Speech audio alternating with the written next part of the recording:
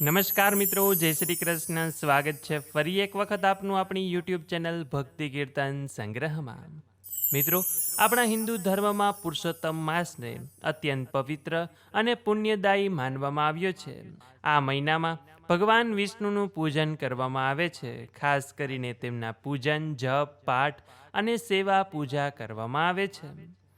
ભગવાન વિષ્ણુ સમગ્ર સૃષ્ટિના પાલનહાર માનવામાં આવે છે. તેઓ ભક્તોના દુઃખ દૂર કરીને સુખ, શાંતિ અને સમૃદ્ધિ આપે છે. પુરુષોત્તમ માસમાં તેમની આરાધના કરવાથી જીવનના પાપો ક્ષય થાય છે અને આત્માને શાંતિ મળે છે. કહેવાય છે કે પુરુષોત્તમ માસમાં સાચા મનથી વિષ્ણુ ભગવાનનું નામ સ્મરણ કરનાર વ્યક્તિને પાપોમાંથી મુક્તિ મળે છે અને આ જીવન બાદ અંતે મોક્ષની પ્રાપ્તિ થઈ જાય છે. અને એટલા માટે જ આ પુરુષોત્તમ મહિનામાં નિત્ય આપણે પુરુષોત્તમ માસની મહાત્મય કથા સાંભળીએ છીએ. તો આજે આપણે આ પુરુષોત્તમ માસ મહાત્મય કથાનો 18મો અધ્યાય સાંભળીશું. સાથે જ આ પુરુષોત્તમ માસની વાર્તા પણ સાંભળીશું.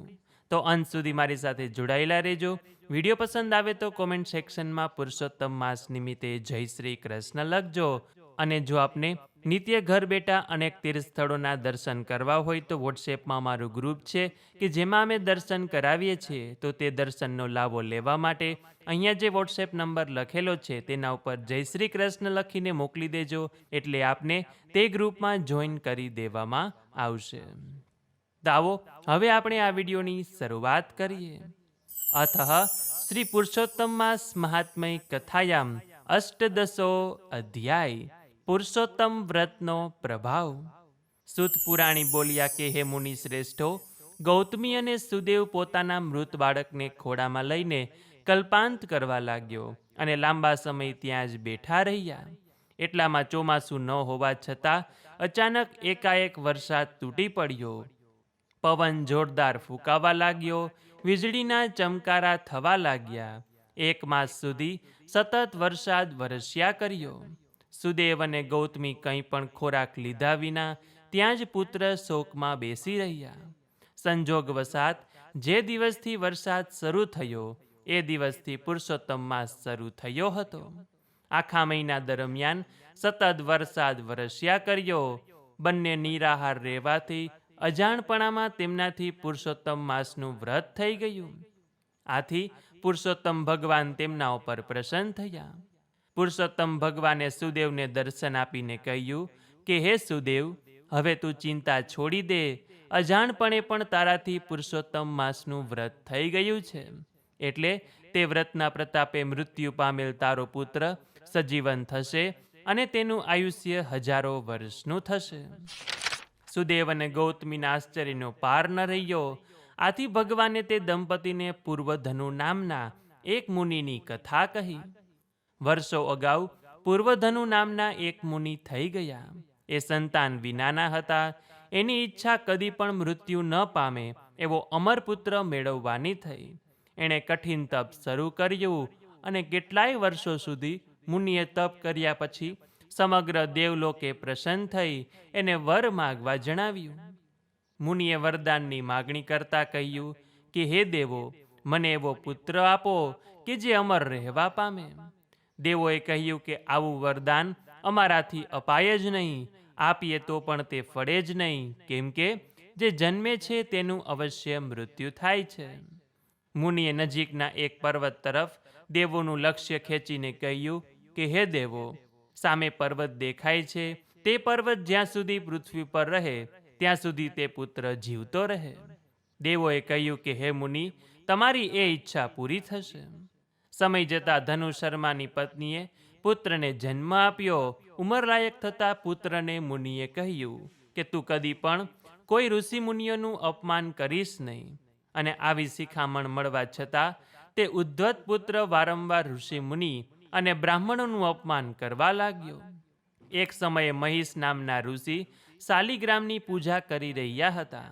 તે વખતે તે ઉદ્ધત પુત્રે શાલિગ્રામની મૂર્તિને સિફતથી ઉઠાવી લઈ કૂવામાં નાખી દીધી. તેના આ અપકૃત્યથી મહિષ મુનિ ક્રોધે ભરાયા અને તેને શાપ આપ્યો કે તારું આ જ ક્ષણે મૃત્યુ થાવ. પણ આ ઉદ્ધત છોકરાને કંઈ થયું નહીં. આથી મહેશ ઋષિએ સમાધિ લગાવી જાણી લીધું કે આ સરળતાથી મરે તેમ નથી, કેમ કે દેવોએ પર્વત જેટલું આયુષ્ય તેને આપ્યું છે. મહિષને સંતાપ થયો. તેમણે એક ઊંડો નિશ્વાસ મૂક્યો. મુનિના નિશ્વાસમાંથી હજારો વાયુકણ પ્રગટ થયા અને એ વાયુકણો પ્રગટ થતાની સાથે જ સુસવાટ શરૂ થયો. તેઓ પર્વતની નજીક ચારે બાજુ ઘૂમવા લાગ્યા અને પર્વત હચમચવા લાગ્યો. પર્વત પરથી પથ્થરના થર ખરવા લાગ્યા અને થોડીક વારમાં તે પર્વત ઊંચો માટીનો થર ઢળી પડે તેમ પથ્થરના થરો ઢળી પડ્યા. જે ક્ષણે પર્વત જમીન પર ઢળી પડ્યો તે જ ક્ષણે તે ઉદ્ધત મુનિપુત્ર ભૂમિ પર પટકાઈ પડ્યો. છેવટે ભગવાને સુદેવને કહ્યું કે હે બ્રાહ્મણ, આ કથા પરથી તારે બોધ લેવો જોઈએ કે હઠ કરીને કંઈ મેળવવાથી તેનું પરિણામ કંઈ સારું આવતું નથી. તેને ધનુમુનિ જેમ સહન કરવું પડે છે. પછી ભગવાને તેના પુત્રને સજીવન કર્યો. આથી સુદેવે ભગવાનને પૂછ્યું કે મારા તપથી તો આપ પ્રસન્ન થયા હતા, છતાં તે સમયે મને પુત્રફળ આપ્યું ન હતું. જ્યારે આજે તમે પ્રસન્ન થઈને મારા પુત્રને સજીવન કર્યો, તેનું શું કારણ? તો ભગવાન આ પ્રશ્નનો શું ઉત્તર આપે છે તેની કથા આપણે આગળના અધ્યાયમાં સાંભળીશું. ઇતિ શ્રી બ્રહ્મનારદ્ય પુરાણના પુરુષોત્તમ મહાત્મયનો પુરુષોત્તમ વ્રતનો પ્રભાવ નામનો 18મો અધ્યાય સંપૂર્ણ. તો બોલીએ શ્રી પુરુષોત્તમ ભગવાન કી જય, શ્રી વિષ્ણુ ભગવાન કી જય. તો મિત્રો, હવે આપણે પુરુષોત્તમ માસની વાર્તા સાંભળીએ કે જેમાંથી આજે આપણે ન બોલિયામાં નવગુણ એ વાર્તા સાંભળીશું. ઉજ્જૈન નગરીમાં જ્ઞાનદેવ નામનો મહાતપસ્વી બ્રાહ્મણ રહે. જેટલો જ્ઞાની એટલો જ ધર્મિષ્ઠ. જીવનભર પુરુષોત્તમ માસનું વ્રત કરવાનો સંકલ્પ કરેલો, આખો મહિનો ઉપવાસ કરે. એમ કરતા જ્ઞાનદેવ 70 વર્ષનો થયો. મહાતપના કારણે એની કાયા કૃશ થઈ ગઈ અને લાકડીના ટેકે માંડ ચાલી શકતો. અશક્તિએ એને ઘેરી લીધો, તોય એણે જપ તપ ન છોડ્યા.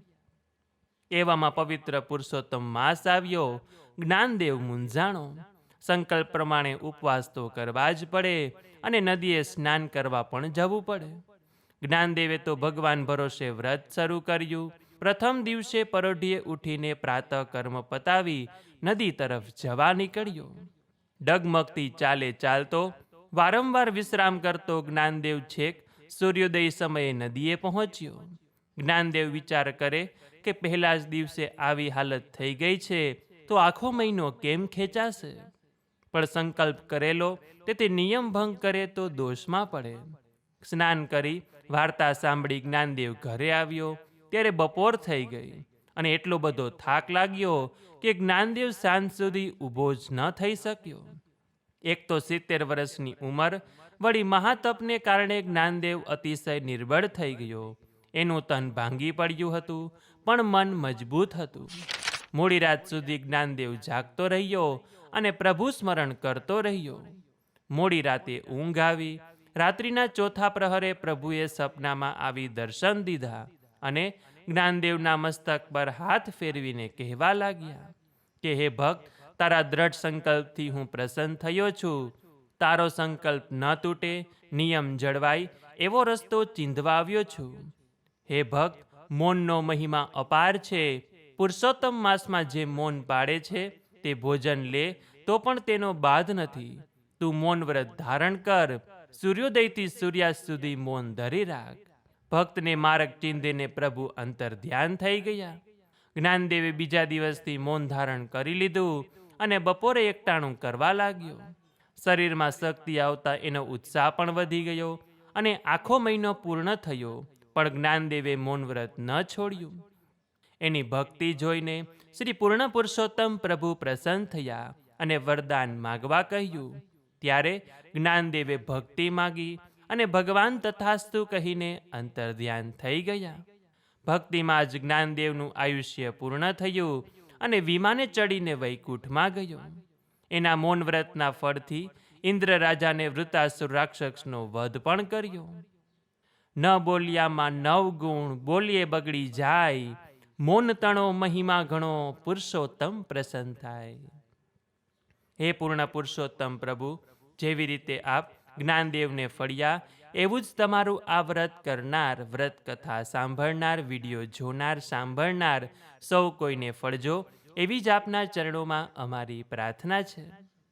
તો મિત્રો, આ વાર્તા ઉપરથી આપણને એ શીખ મળે કે જો આપણાથી આ પુરુષોત્તમ મહિનામાં ઉપવાસ ન થાય, એકટાણા ન થાય, કે પછી બહાર મંદિરે દર્શન કરવા જઈ શકાય નહીં, તો મૌન વ્રત ધારણ કરવાથી અને મનમાં ભગવાનનું નામ લેવાથી પણ પુરુષોત્તમ માસનું વ્રતનું ફળ મળી જાય છે. તો બોલીએ શ્રી પુરુષોત્તમ ભગવાન કી જય, શ્રી વિષ્ણુ ભગવાન કી જય. તો વિડીયો પસંદ આવ્યો હોય તો લાઈક કરી તમારા મિત્રોને મોકલી, અમારી ચેનલમાં નવા હોય તો સબસ્ક્રાઈબ કરવાનું ભૂલતા નહીં, કે જેથી આવનાર અવનવા વિડીયો આપ સૌને મળતા રહે. તો આ સાથે હવે મને રજા આપો, મળીશું ફરીથી એક નવા વિડીયોમાં. ત્યાં સુધી આપ સૌ લોકોને અમારી ચેનલના જય શ્રી કૃષ્ણ. ધન્યવાદ.